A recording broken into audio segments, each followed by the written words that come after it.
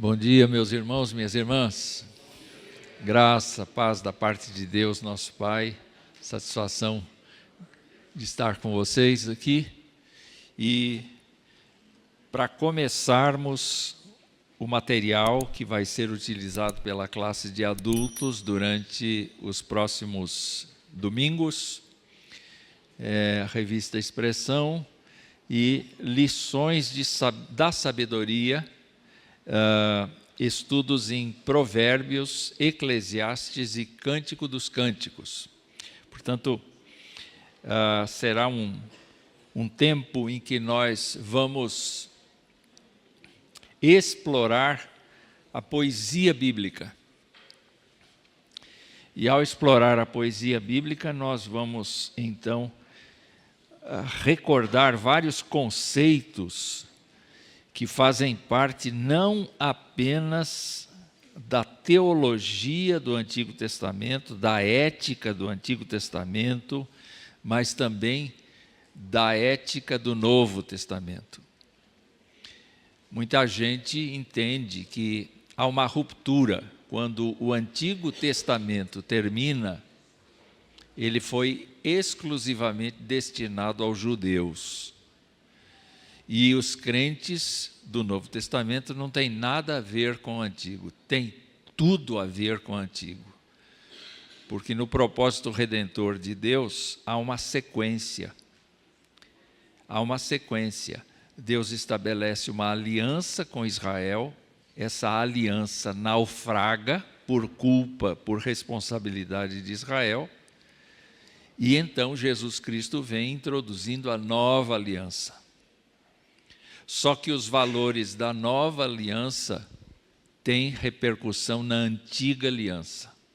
E por incrível que pareça, a Bíblia acaba mostrando que os crentes da antiga aliança só são salvos pela nova aliança. Não são salvos pela obediência à lei, não são salvos pela sua justiça, mas são salvos pela justiça de Jesus Cristo. Então, o crente contemporâneo é um crente que precisa saber, compreender que a Bíblia toda é a revelação de Deus para ele. E deve compreender todos os dias que se há uma história contada no Antigo Testamento, ela serve de lição, serve de exemplo, serve de referência para a vida da gente hoje. O que não fazer, por exemplo. Não é?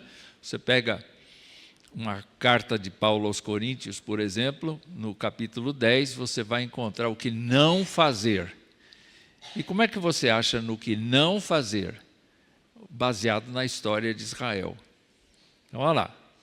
Olha o que aconteceu lá atrás. Olha como Deus reagiu. E aprenda. Então, é importante para a gente perceber. Além disso, nós cantamos muita coisa da bondade de Deus a partir do Antigo Testamento e não a partir do Novo. Não é interessante isso? O último cântico que a gente cantou, o cântico mesmo, não o hino, o cântico mesmo, ele é a partir do Antigo Testamento. Ele não é a partir do Novo. Então nós temos que usar a Bíblia toda. Hoje nós vamos começar a lição número 1, e essa lição é panorâmica, é mais técnica do que teológica. E agora eu compreendo por que é que o reverendo Tales adiou a lição para hoje. Porque ele disse assim: reverendo, o senhor vai dar lição 2. Eu falei, tá bom. E eu comecei a preparar a lição 2. Aí no meio da semana, ele me liga, ele me dá um recado dizendo assim: olha, eu tratei de outro assunto, então o senhor fica com a lição 1. Então, esta lição é uma lição panorâmica, é uma lição que tem dados técnicos e que eu também precisei recordar. Então, vamos à luta, não é? Vamos à luta, meu povo. Quando nós pensamos, então, no que vamos fazer com esta lição, nós temos alguns objetivos. O primeiro deles é que todos nós entendamos a importância e a beleza da literatura poética e da sabedoria e de sabedoria das Escrituras. Quando olhamos para a poesia hebraica, ela não é igual à nossa e ela tem a sua beleza. É a sua beleza. Por exemplo, brincando aqui, o poeta diz para a sua amada: você é tão bonita quanto as éguas de Faraó.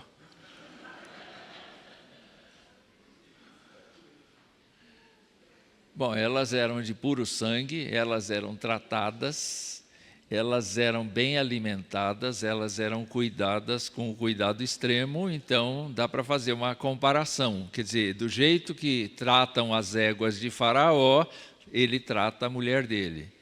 Não é? Não com alfafa, mas com carinho, com asseio, com cuidado. Mas dá para entender que a poesia hebraica tem muito disso, não é? E nós temos que nos acostumar. Essa poesia não nos dá o direito de chamar nossa esposa de égua de Faraó, de jeito nenhum, não é? Tá certo? Mas o cuidado que se tem com a égua de Faraó tem que se aplicar à esposa. Então, é importante. Outro objetivo é identificar como esses ensinos apontam para Cristo. No livro de Provérbios, especialmente, nós temos o capítulo 8 e capítulo 9, que tratam da sabedoria. E, por incrível que pareça, a sabedoria é uma palavra feminina, mas é aplicada como tipo de Cristo, porque a sabedoria estava com Deus antes que tudo fosse criado. E quando a gente vai para João, no primeiro capítulo, o que é que a gente encontra lá? No princípio era o Verbo. E o Verbo estava com Deus, e o Verbo era Deus. Então, há uma identificação no Antigo Testamento, nesta literatura sapiencial, a respeito de Jesus Cristo. Outro objetivo da lição é valorizar a sabedoria bíblica como meio de crescimento espiritual e guia prático para a vida. Nós vamos ver que este livro de Provérbios, ele é muito mais ético, muito mais moral do que religioso. Não é? A religião que está nele, o cerne do livro de Provérbios é: o temor do Senhor é o princípio da sabedoria. O temor do Senhor. E, no entanto, toda vez que você lê Provérbios, você vê coisas do cotidiano, coisas que são importantes no sentido de você ter uma boa educação, de você ter uma boa conduta, uma boa postura ética. E ainda que seja uma cultura, uma postura oriental, que veio de uma cultura oriental, ela é universal porque ela se aplica à conduta do ser humano. Não é? Então, se na tua mão, por exemplo, está o poder de pagar, se você tem o dinheiro, não retenha o dinheiro para quem precisa. O trabalhador trabalhou. Você tem o dinheiro, não deixe para pagar amanhã. Não adie o pagamento para amanhã. Seja caridoso para com ele, seja justo para com ele, pague imediatamente se você tem o dinheiro. Então, esse tipo de postura é uma postura dos usos e costumes daquele tempo, mas, ao mesmo tempo, ultrapassam as eras, né?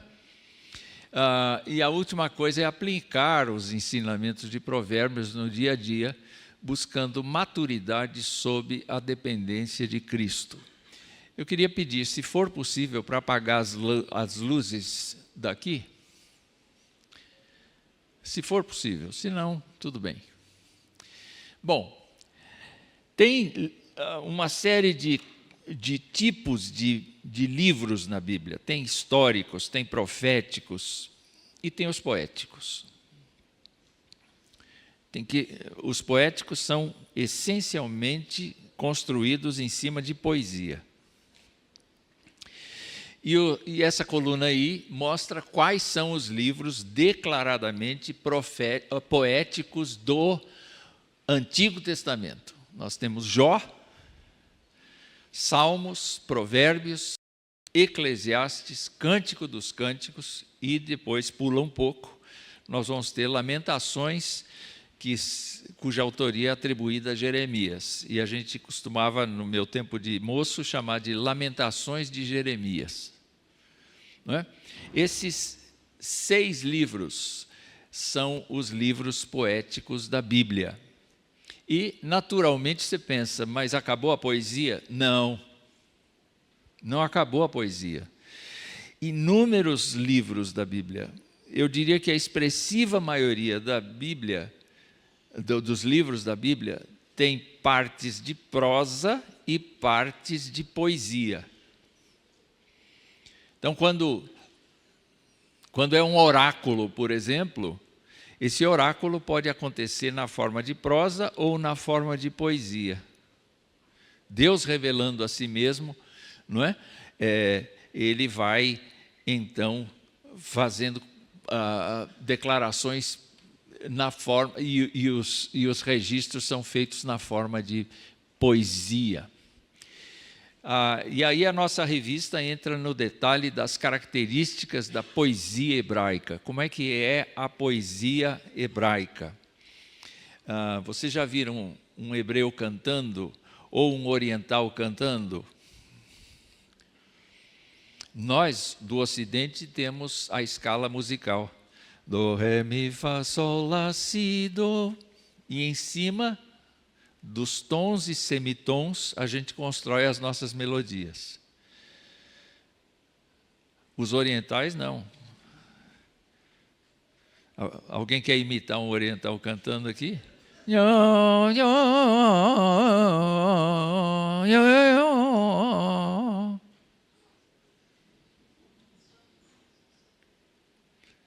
Não sei que música é essa. Nem posso citar o compositor, acabei de inventar.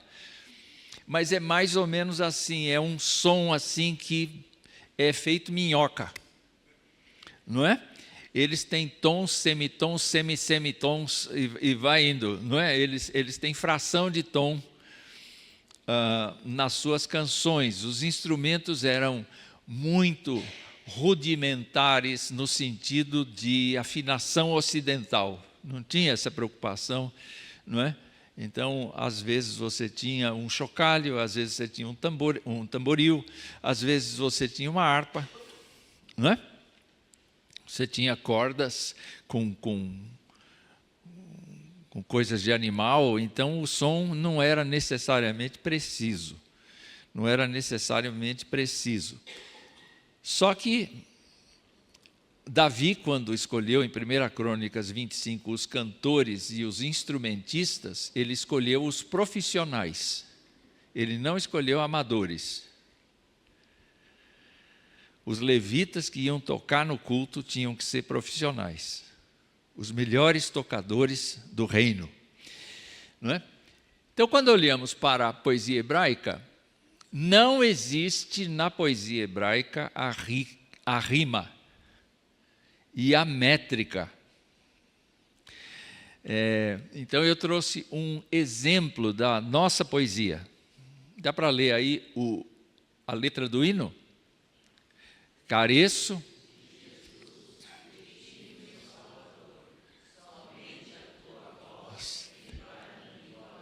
Vocês viram como é que vocês leram? Careço de Jesus, de ti, meu Salvador. Somente a tua voz tem para mim valor. Essa letra aí, vocês viram o número? 12. O que significa? Careço de Jesus, de ti, meu Salvador. 12.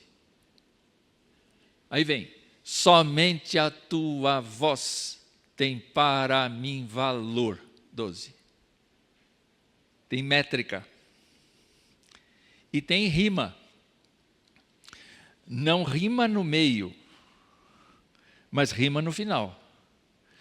Não teria, por exemplo, se eu dissesse assim, de ti, meu Salvador, careço de Jesus, somente, tem para mim valor somente a tua cruz, e não vós, por causa de rima. Então a gente geralmente tem trabalhado. A poesia contemporânea não tem rima, mas ela tem métrica. Então, mesmo os poetas de hoje, eles têm rima, têm métrica, apesar de terem um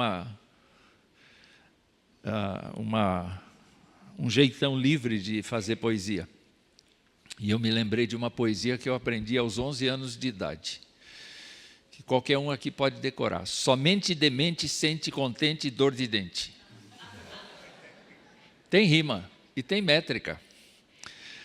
Somente demente sente contente dor de dente. Dá para repetir?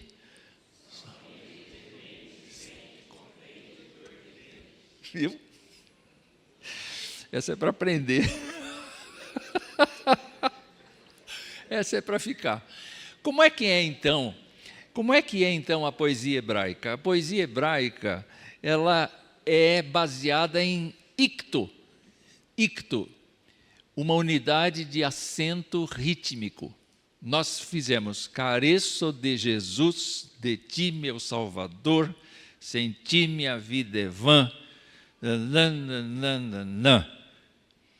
A gente faz esse acento, não é? No caso da poesia hebraica, há larga concordância que a poesia hebraica é caracterizada pelos acentos. E esse acento icto, né, que é uma unidade de acento rítmico, coincide com o acento gramatical. Então você não precisa necessariamente ter rima e não precisa uma linha ser igual a outra em tamanho. Quer dizer, é muito diferente do jeitão ocidental. O que mais que a gente aprende da poesia hebraica? A gente aprende o paralelismo, uma coisa muito presente nos livros poéticos é chamado de paralelismo. O paralelismo, na forma mais simples, é eu repito na segunda linha o que eu disse na primeira. Então vamos estudar esta citação de Provérbios 4:6. Não desampares a sabedoria e ela te guardará. Essa é a primeira frase. Onde é que a segunda frase está contida na primeira frase? Vai lá, ajuda aqui. Hã? É. O que é o ama? É o equivalente a não desampares. O ama é equivalente a não desampares. Ama a. Ama a quem? A sabedoria. Quer dizer, não desampares equivale a ama e sabedoria a. E ela te guardará. E ela te protegerá. Você pode até dar rumos diferentes para a sua interpretação, mas no fim das contas, o que o autor está dizendo é a mesma coisa com uma ideia de reforço. Então você reforça a ideia, reforça dizendo de outra maneira, não é? O culto de hoje será público, todos poderão cultuar a Deus aqui, não é? O culto a Deus será público, todos poderão cultuar a Deus aqui, algo assim. Mas o paralelismo, ele tem vários tipos, mas vários tipos mesmo. Os estudiosos da poesia hebraica acabam inventando coisas, né? Acabam trazendo contribuições e inventando coisas. A gente vai ficar com os 4 principais. E esse é um aspecto técnico da lição de hoje, não é? O sinônimo. Então vamos, dá para ler aí? Livra-me.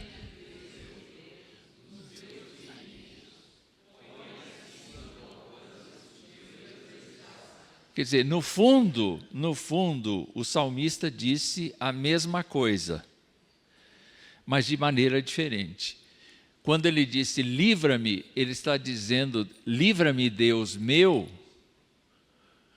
Ele está fazendo o sinônimo com põe-me tu, põe a mim, tu põe a mim acima do alcance dos meus adversários. Então ele contrasta inimigos com adversários. E assim ele amplia a ideia que ele quer fazer. Quando ele faz este jeito de poesia, esse paralelismo sinônimo, ele usa isto aqui. Um segundo tipo é o paralelismo sintético, que é igual, mas acrescenta alguma coisa. Então vamos ver o exemplo. Então disse eu, quem me dera asas como de pomba, voaria e acharia pouso. O que acrescentou aí? O que acrescentou? Bom, eu queria asas. Essa é a primeira parte. Vou fazer o que com a asa? A segunda parte amplia. Eu voaria. Eu voaria e acharia pouso. Então, quem me dera asas, então disse eu, quem me dera asas como de pomba, e aí eu aumento, eu voaria, não é? Esse é o paralelismo sintético. Agora você tem exatamente o contrário. Vamos ler. Pois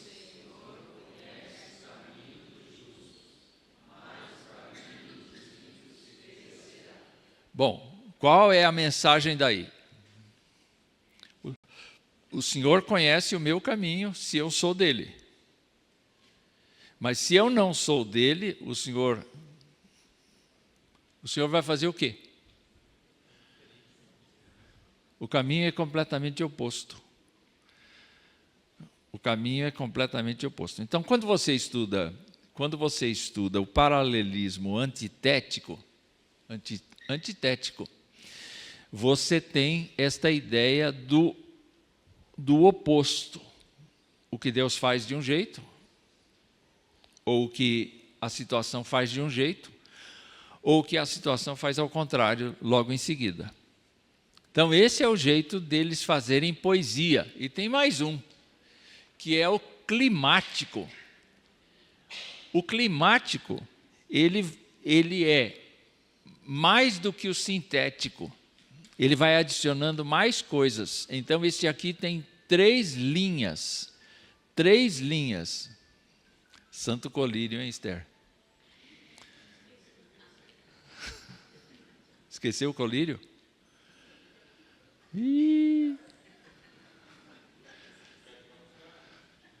Não. Agora ela fica em delírio. Vamos lá. Essa piadinha eu estou construindo faz tempo, Diago. Então nós temos agora o climático.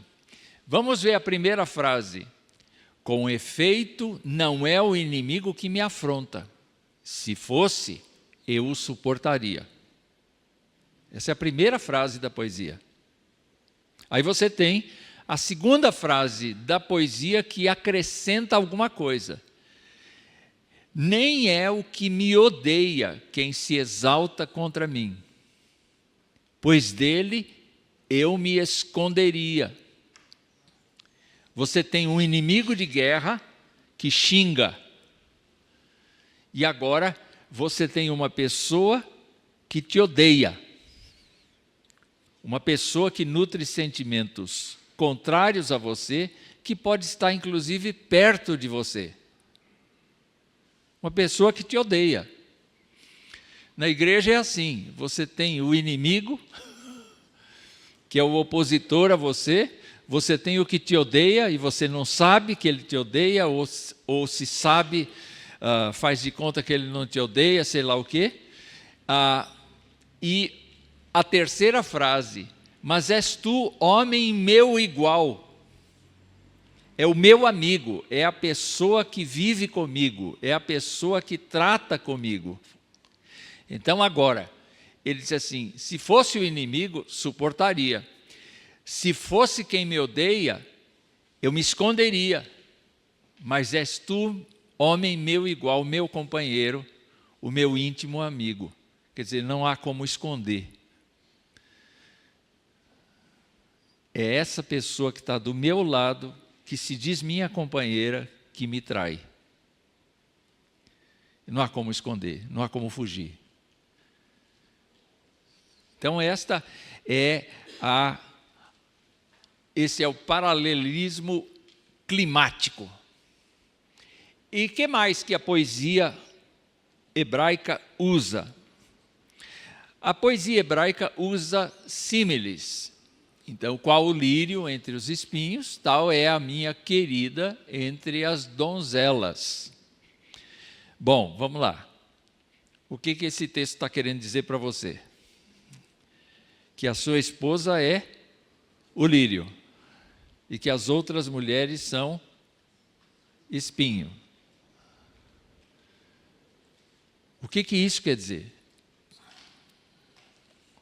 Nele, ou no lírio, o que ele encontra? Ele encontra beleza, ele encontra estética, ele encontra coisas admiráveis. Enquanto que nas outras mulheres ele encontra o quê? Ele encontra a distância, porque se você ficar perto de espinho, ele te machuca. E isso quer dizer o quê? Quer dizer que você se envolver com a mulher do outro é um problemão.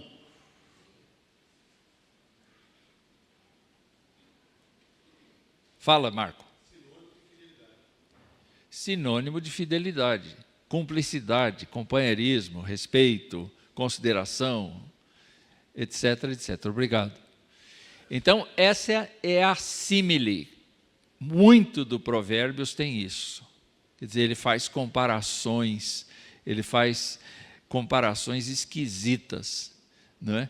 Por exemplo, uma mulher que vive reclamando, como é que é comparada no livro de Provérbios? Com um dia de chuva que não termina.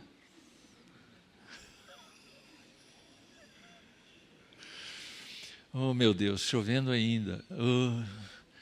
Será que não vai sair o sol? Não, é aquela chuva. Que fica assim. Então, assim, a mulher rixosa, a mulher que reclama, é assim. E eu vou além de Salomão, eu sou mais sábio que Salomão. O homem é assim também. Hã? O homem é trovão, tempestade? Não, mas é chato. É chato. O homem implicante é chato. O homem que vive vigiando a mulher é chato. A Esther sabe. A metáfora. E você tem a metáfora. A metáfora é uma figura utilizada para descrever. Ela descreve, mudando a função das coisas. É uma figura mesmo de linguagem. Então, o texto que a gente tem: lâmpada para os meus pés é a tua palavra. O homem comum vai dizer: lâmpada para os meus pés é a lanterna que eu compro no supermercado. Ou então aquele chapéu que eu ponho, aquele treco que eu ponho, e eu vou andando e eu vou sendo iluminado. Entretanto, o que quis dizer o texto? Quando eu leio a Bíblia, ela orienta os meus pés, ela orienta o meu caminhar, ela orienta a minha postura no mundo. Entretanto, ele usou uma lamparina. Lâmpada para os meus pés é a tua palavra e luz para os meus caminhos. Quer dizer, a segunda parte do versículo acaba deixando clara a metáfora da lâmpada. Não é? E nós precisamos, então, ter essa cabeça. Quando a gente lê a Bíblia, a gente precisa parar e pensar o que esse símbolo quis dizer. Não é? A lâmpada afasta as trevas, a lâmpada empurra, esclarece o caminho. A lâmpada tem a função de ampliar os nossos horizontes. A Bíblia faz isso. Então essa é uma reflexão muito simples que é necessário a gente fazer toda hora. E tem muitas imagens. Então olha só, eu escolhi o Salmo 125. Os que confiam no Senhor são como o monte de Sião. Se você for para outras partes da Bíblia, o monte de Sião é a presença do Senhor. É o envolvimento da pessoa com o Senhor. Então, os que confiam no Senhor são como o monte de Sião, estão na presença do Senhor, que não se abala, firme para sempre. Estar na presença do Senhor, a gente não é abalado. Os problemas vêm, mas a gente consegue suportar. Quando? Quando nós confiamos no Senhor, firme para sempre. O que quer dizer? Todas as montanhas podem subir ou descer, podem modificar de altura, de acordo com o movimento da terra. Mas o monte de Sião não se abala. Quer dizer, a instância de Deus não se move. Olha só que coisa, né? Que coisa interessante. Como em redor de Jerusalém estão os montes, então o salmista está olhando assim, não é? Do seu palácio, ou do templo, ou de onde quer que seja. Jerusalém está numa altura de 700 e poucos metros, mas em volta dele há a cadeia de montanhas. Ele está bem protegido. E aí ele diz, como os montes em redor de Jerusalém, assim o Senhor em derredor do seu povo, desde agora e para sempre. O que isso quer dizer? Quer dizer que o Deus de Israel é o Deus que está guardando o seu povo, assim como as montanhas estão guardando a cidade de Jerusalém. Essa é uma imagem que se apresenta. Vamos lá. Quando nós vimos os 6 livros, de que tratam os 6 livros de poesia? 2 deles se tratam de sofrimento. O tema é sofrimento. E no livro de Jó nós temos por que eu estou sofrendo, o que eu fiz para merecer isto aqui. Deus está me castigando. Qual é o meu pecado? Então, é o problema existencial de Jó, exclusivamente, é pessoal.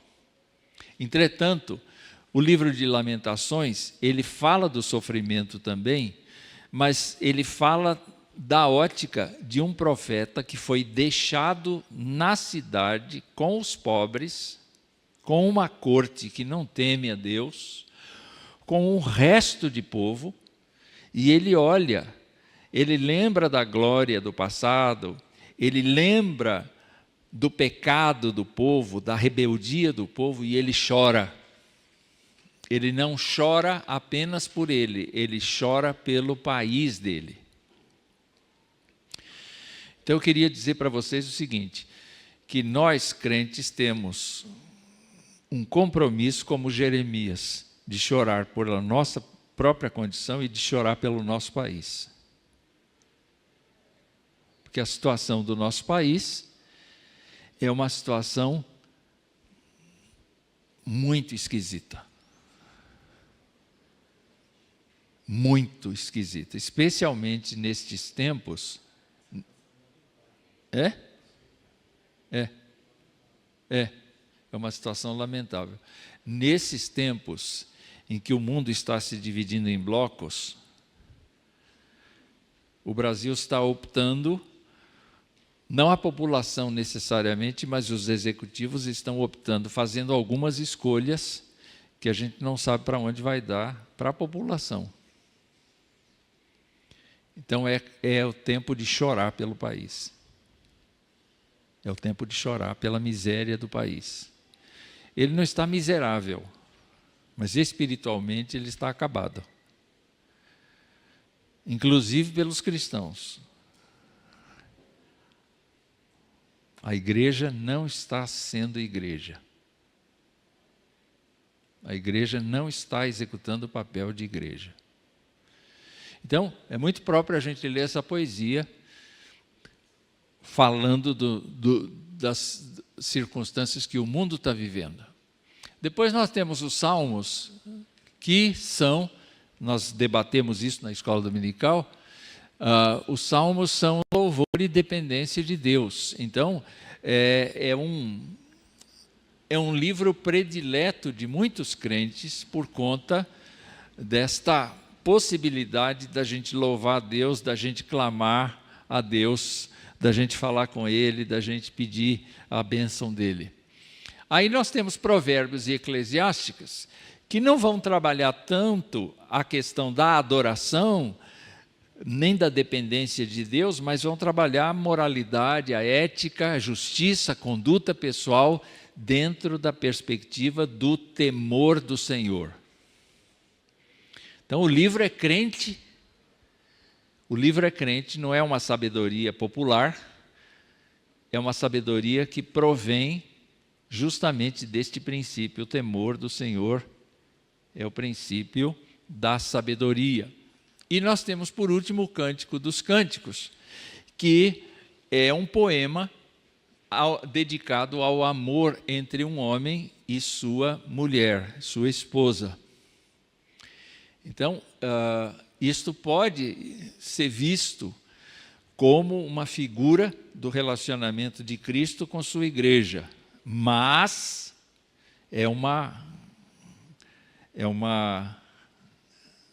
a gente se arrisca um pouco, porque a gente está vendo ali muitas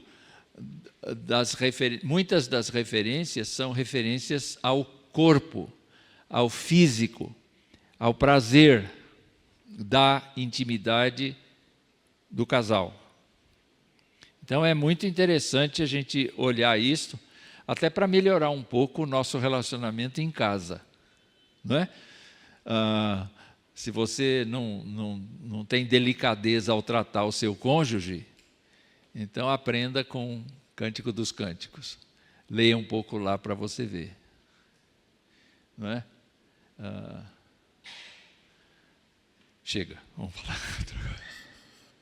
Bom, como é que é o livro de Provérbios? O livro de Provérbios, meus irmãos, nós vamos ver aí, que está dito que ele foi escrito por Salomão. Ele foi compilado por alguém que não é Salomão. A maioria dos provérbios que está no livro de Provérbios veio de Salomão ou veio da compilação que Salomão fez. Mas uma parte desses provérbios não pertence a Salomão, nem ao período de Salomão. Na verdade, você tem Salomão reinando lá pelo 970 até uns 940, ou 930, por aí. E depois você tem alguns provérbios selecionados na época do rei, acho que Ezequias, 700 e pouco. Então você tem provérbios ajuntados aí por alguém posterior a isso. não é? Então, ainda que esses provérbios tenham começado a ser selecionados no tempo de Salomão, nem tudo veio do tempo de Salomão, nem da pena de Salomão. Mas olha só, você tem 7 coleções. A primeira coleção vai até o 9:18, a segunda coleção vai até o 22:16, a terceira coleção você tem os 30 ditos do sábio, até o capítulo 24, a coleção 4, mais ditos do sábio, até o capítulo 20, até o final do capítulo 24. E aí você tem, então, os autores, os comentaristas, aliás, eles dizem que até o capítulo 24 é de Salomão, é do período de Salomão. A partir de 25, do capítulo 25, já é de outro período posterior. Então você tem o Salomão 2, ainda que não seja de Salomão, você tem os ditos de Agur, filho de Jaque, e os ditos de Lemuel. Lemuel, que falou a respeito da mulher virtuosa. É um capítulo chave para a gente compreender que o Antigo Testamento não era discriminatório em relação à mulher. Os comentaristas de carteirinha, vamos dizer assim, eles dizem assim: o Antigo Testamento é machista, é patriarcal. O Novo Testamento, especialmente Paulo, é patriarcal, é machista. A gente tem Provérbios 31 para provar que não. A mulher que está descrita ali é uma mulher que faz com que o seu marido seja conhecido na cidade por conta dela. Ela tem um poder imenso de resolução de problemas, é uma empresária, é uma dona de casa, é uma pessoa culta, é uma pessoa que está dentro do espírito do Éden, que é justamente uma pessoa com entendimento, com capacidade. Né? Vamos caminhar. E vamos agora ficar nos 7 primeiros versículos. Quanto tempo eu tenho? Alguém sabe dizer? Quanto tempo eu tenho? 10 minutos? 10 minutos. Nunca. Vamos lá. Provérbios de Salomão, filho de Davi, o rei de Israel, para aprender a sabedoria e o ensino, para entender as palavras de inteligência, para obter o ensino do bom proceder, a justiça, o juízo e a equidade, para dar aos simples prudência e aos jovens conhecimento e bom siso. Está aí quem escreveu, está aí o que pretende com o que está escrito no resto do livro. Então, quem escreveu? Foi Salomão. E daquele jeito que eu falei, Salomão reuniu, chamou os amigos, chamou os sábios, e foi reunindo, foi elaborando, foi construindo, e depois disso, alguém, muito mais tarde, juntou tudo isso no material que nós temos hoje na nossa mão. Qual é a utilização dos verbos que ele faz aqui? Na versão em português, então, Provérbios de Salomão, ele vai ter, pelo menos, eu quis dar ênfase aqui em 3 verbos que ele utiliza a respeito da finalidade do livro. Então, qual é a finalidade do livro? Que as pessoas aprendam, que as pessoas entendam, que as pessoas obtenham ensino. É muito interessante, então, o propósito é didático, o propósito é pedagógico, o propósito é andragógico. Pessoas precisam com este livro, aprender a moral, aprender a justiça, aprender como se comportar. E diante disso, então, o próximo passo é o conteúdo do que vai fazer. Qual é o conteúdo? O conteúdo é a sabedoria e o ensino. Qual é a diferença entre esses dois? Qual é a diferença entre esses dois? Eu diria para vocês que a sabedoria é como a gente usa o conhecimento. O Antigo Testamento considera sabedoria e habilidade como sinônimo. Como é que você aprendeu a guiar um carro?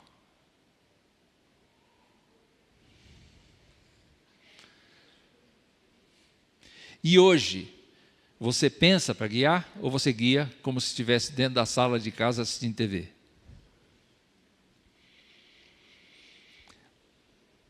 Quando a gente vai para um carro automático, a gente precisa aprender a não usar o pé esquerdo. Quem tem carro automático aqui? Então, a gente não utiliza o pé esquerdo. Uma vez eu dei para o meu filho mais velho para dirigir o carro automático. Ele disse: eu nunca guiei um carro automático antes. Eu falei: então não usa o pé esquerdo. Ele foi estacionar e ele pisou na embreagem. Não tem embreagem. Eu quase fui para fora pela frente. Porque ele tem uma brecada tão forte com o pé esquerdo, né? A gente tem o pé esquerdo para apertar a embreagem, que é muito mais pesada, né? É muito mais pesada. Eu vejo motorista de táxi, ele tem uma perna forte e uma perna nem tanto. Uma perna forte e uma perna nem tanto. Ele dirige carro mecânico. E nesse particular, a sabedoria é justamente a forma como eu vou utilizar o que eu aprendi. Essa é a sabedoria. Você diz assim: sabedoria e inteligência. Não é. Não é. Sabedoria é como utilizar o que você tem. Não é? Então, você tem um pouquinho de arroz, você tem um pouquinho de feijão, você tem um pouquinho de carne, você tem um pouquinho disso, um pouquinho daquilo. Você olha para aquilo lá e diz assim: se eu tentar fazer isso solto, não vai dar refeição para ninguém, porque só tem porção para um aqui. E eu preciso porção para dois. O que você faz?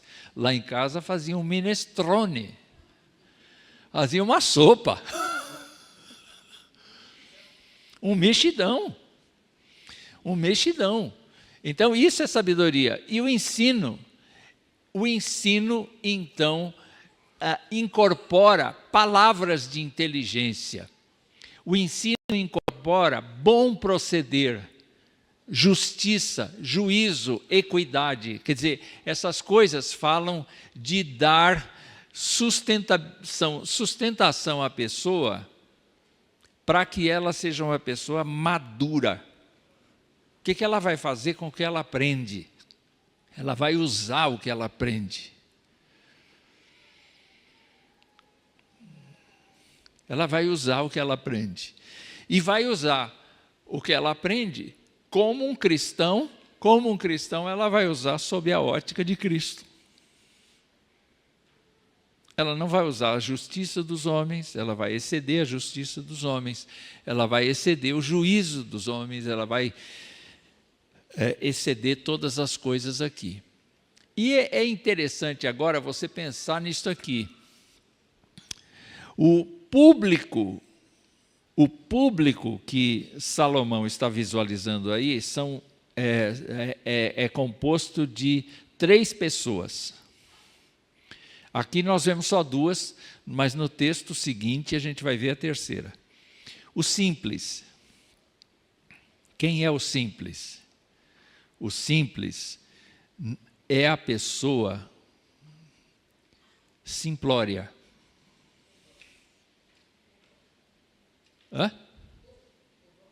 Não, não é o povão. É a pessoa, é a pessoa que não cresce. Hã?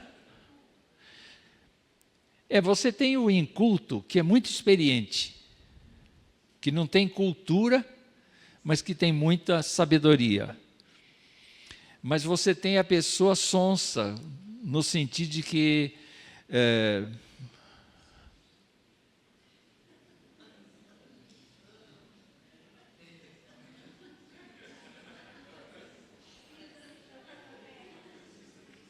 deu para entender?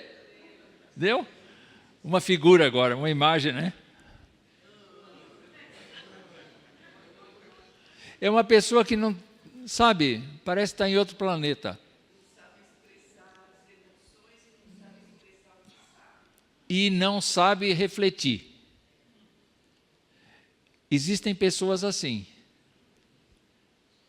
Então, ele considera que pessoas simples precisam adquirir prudência. E prudência, o que é?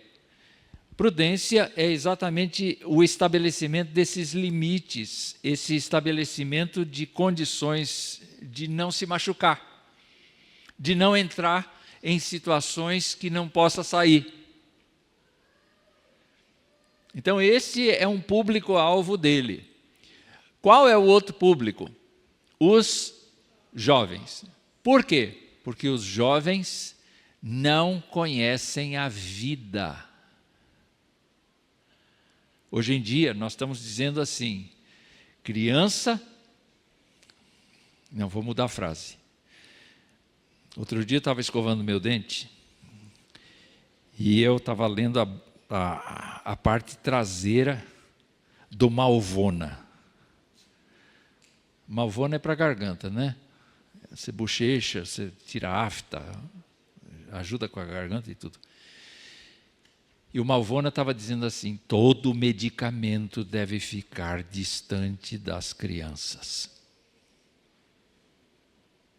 Eu disse assim, engraçado, né? Medicamento tem que ficar afastado das crianças, mas não a falta de orientação dos pais se a criança quer ser menino ou menina. Isso pode. Remédio não pode. Mas deixar a criança escolher o sexo dela pode. O que é mais perigoso? Ela tomar 1 litro de Malvona e morrer? Ou ela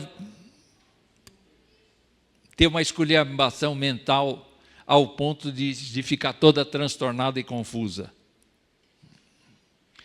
Bom, vamos seguir aqui. O jovem está sendo formado. O jovem não conhece a vida. Só quem rodou muito é que conhece a vida. Mas se for simples, age como um jovem. Hã? Olha, até os 30 anos. Jesus era jovem, e aí foi ao batismo, cerca de 30 anos, porque, na verdade, você emancipa, né?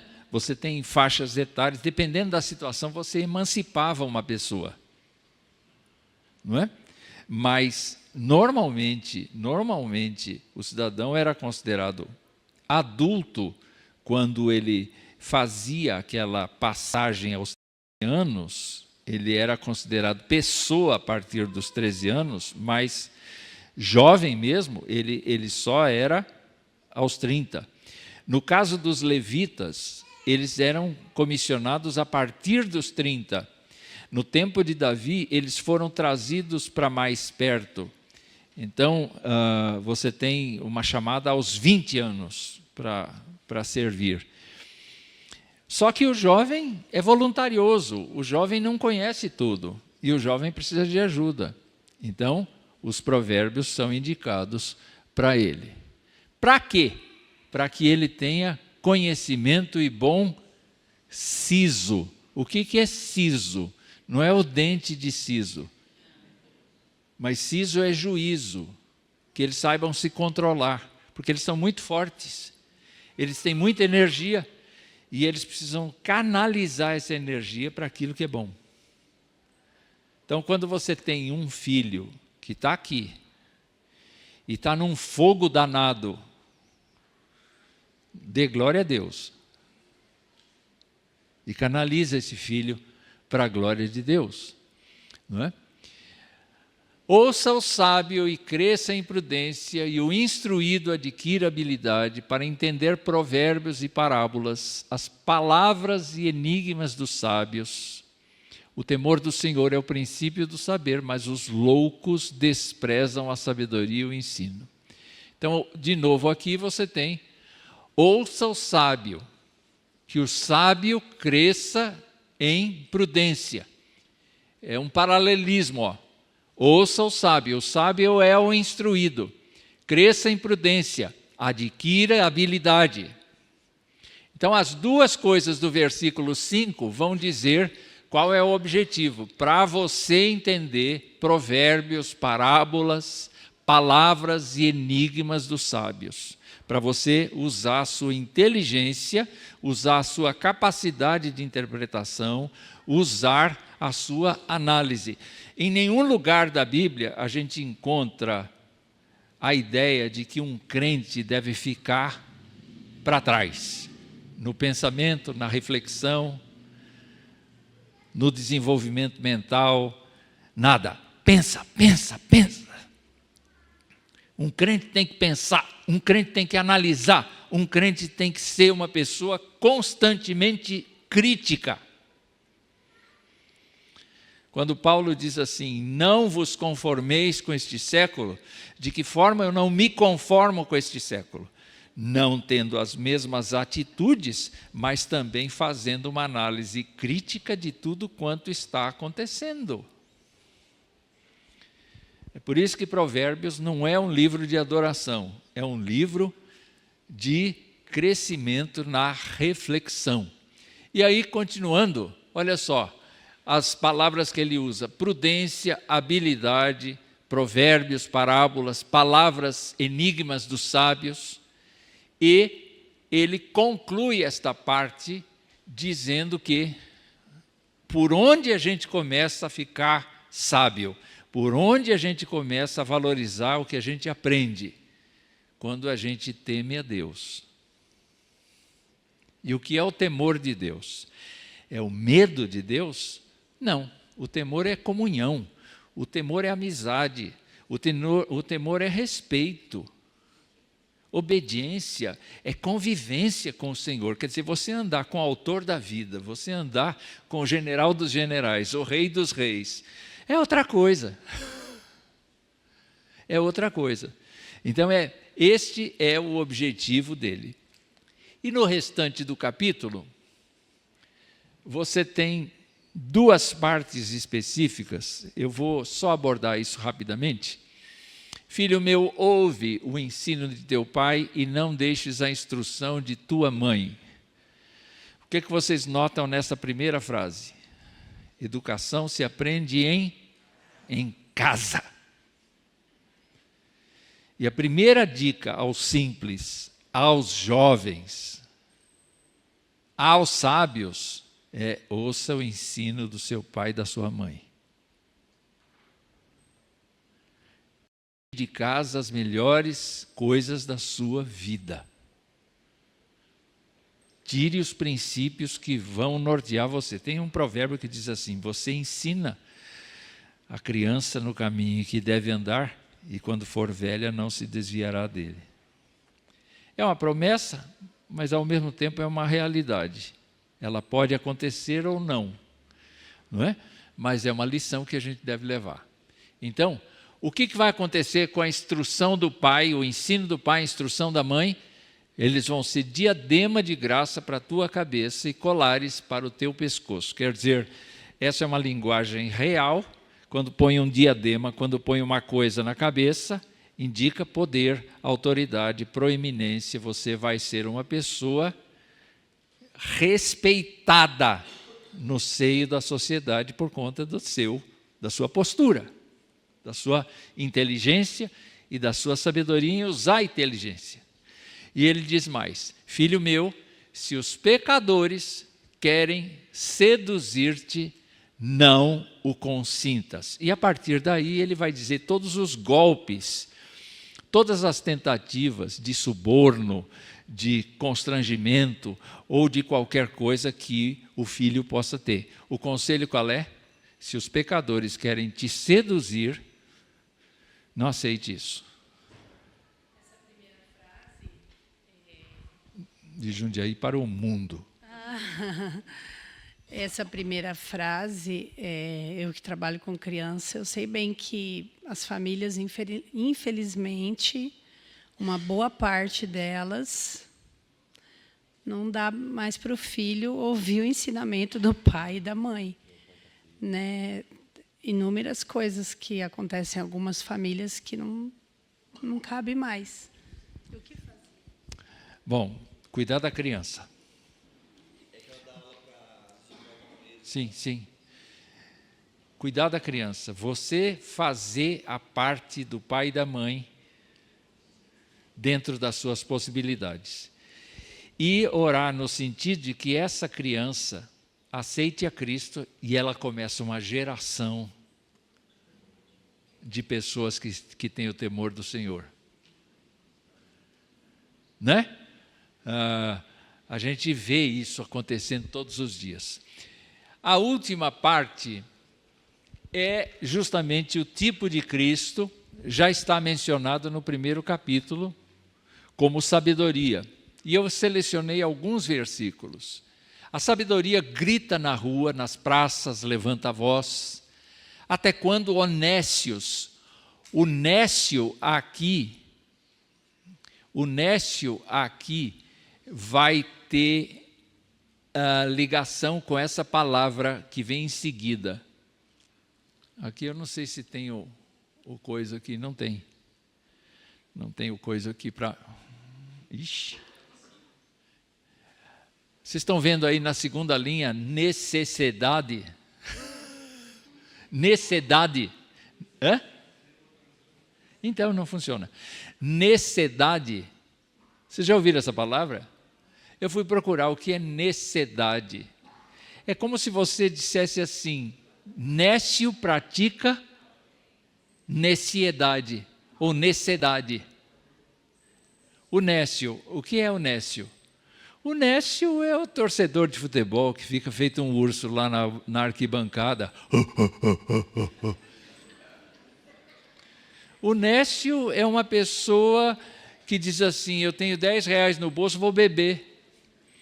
O nécio é uma pessoa descontrolada, é uma pessoa tola, é uma pessoa vazia, é uma pessoa sem nenhum compromisso, ou não quer nenhum compromisso. É uma pessoa assim. É uma pessoa assim. É uma pessoa que foge da realidade até. Então, até quando, honestos, amareis esse estado de necessidade? E vós, escarnecedores, desejareis o escárnio? O escárnio é outra coisa, né? O escárnio é a provocação mesmo, deliberada. É uma pessoa que tem uma posição e que quer impor aos outros a sua ideia e por isso escarnece. E vós, loucos, aborreceis o conhecimento, atentai para a minha repreensão.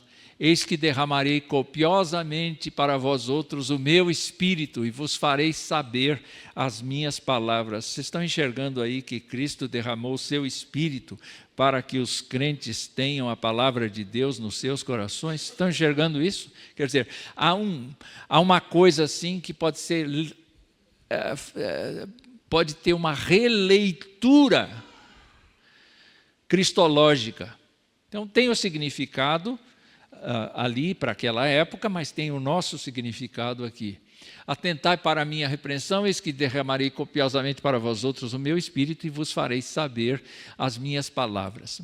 Mas porque clamei e vós recusastes, porque estendi a mão e não houve quem atendesse, antes rejeitastes todo o meu conselho e não quisestes a minha repreensão, também eu me rirei na vossa desventura, e em vindo o vosso terror eu zombarei. então me invocarão, mas eu não responderei, procurar-me-ão, porém não me hão de achar.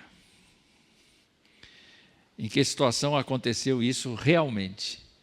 Veio para o que era seu e os seus não o receberam. Aquela geração de pessoas é comparável à primeira geração que saiu do Egito. Porque para essa geração que crucificou a Jesus Cristo, houve um endurecimento tal que pouca gente foi salva ali. Interessante, né? Pouca gente foi salva ali. Então é isso, irmãos. Alguém quer compartilhar alguma coisa, quer comentar alguma coisa? Eu falei que era um panorama, eu falei que eram dados técnicos, mas eu espero que vocês tenham entendido o espírito de Provérbios. A partir de agora vamos estudar Provérbios na prática. Alguém quer fazer algum comentário? Não. Então nós vamos agora terminar fazendo uma oração, agradecendo a presença de todos e suplicando a Deus que nos abençoe, porque alguém já votou antes da escola? É? Ô povo rápido. Povo rápido. E o seu candidato vai ganhar? Vai ganhar? Vai ganhar?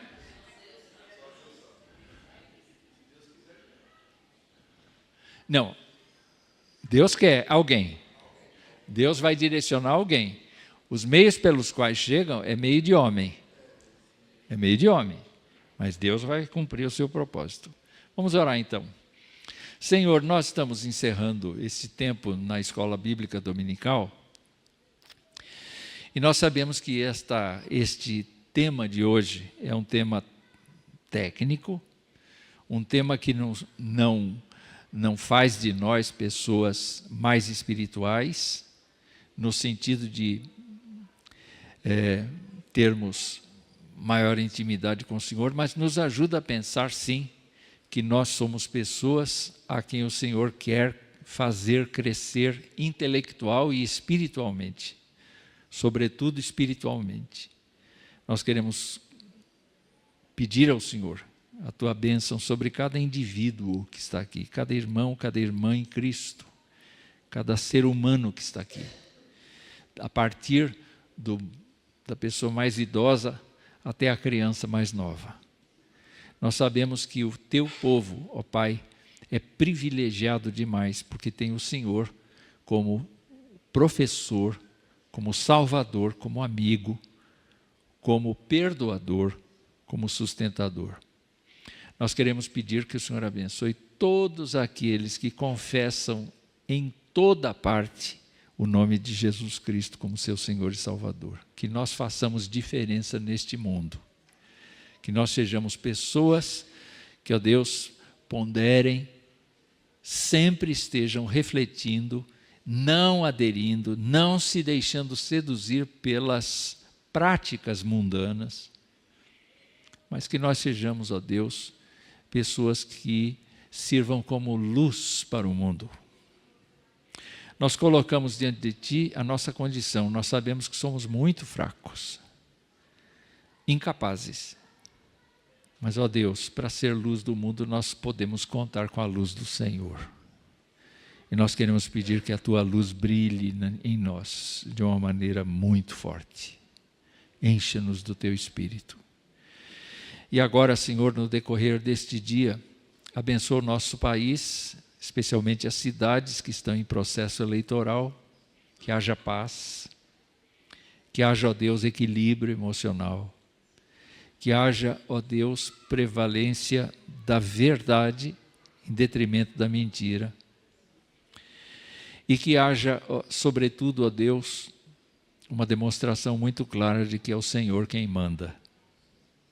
Nós imploramos por nossos irmãos aqui que vão votar, dê a cada um deles a consciência de escolher uma pessoa sim, e não votar, não anular seu voto, não votar em branco, mas escolher uma pessoa e cobrar dela o compromisso de administrar a cidade e faz, ó Deus, com que nós possamos compreender que a Tua vontade prevalece sobre tudo. Oramos agradecidos, pedindo que o Senhor cure nossas enfermidades, que o Senhor nos sustente nas horas de tribulação e que o Senhor nos dê força no Senhor para agir de acordo com a Tua vontade. Nós oramos agradecidos no nome de Jesus. Amém. Amém. Bendito seja o Senhor. Vão em paz para casa, Deus abençoe cada um, Deus sustente cada um, viu? E que a gente tenha bom siso. Bom siso.